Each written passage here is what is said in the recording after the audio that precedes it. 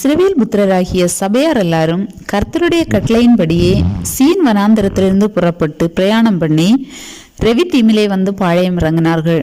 அங்கே ஜனங்களுக்கு குடிக்க தண்ணீர் இல்லாது இருந்தது. அவர்கள் மோசேக்கு விரோதமாய் முறுமுறுத்து, நீர் எங்களையும் எங்கள் பிள்ளைகளையும் எங்கள் ஆடு மாடுகளையும் தண்ணீர் தவனத்தினால் கொன்று போட எங்களை எகிப்திலிருந்து ஏன் கொண்டு வந்தீர் என்றார்கள். மோசே கர்த்தரை நோக்கி கூப்பிட்டு, இந்த ஜனங்களுக்கு நான் என்ன செய்வேன்? இவர்கள் என் மேல் கல்லறைய பார்க்கிறார்களே என்றான்.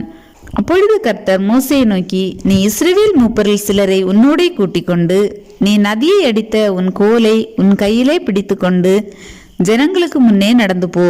அங்கே ஓரேபிலே நான் உனக்கு முன்பாக கன்மலையின் மேல் நிற்பேன். நீ அந்த கன்மலையை அடி. அப்பொழுது ஜனங்கள் குடிக்க அதிலிருந்து தண்ணீர் புறப்படும் என்றார். அப்படியே மோசே இஸ்ரவேல் மூப்பரின் கண்களுக்கு முன்பாக செய்தான்.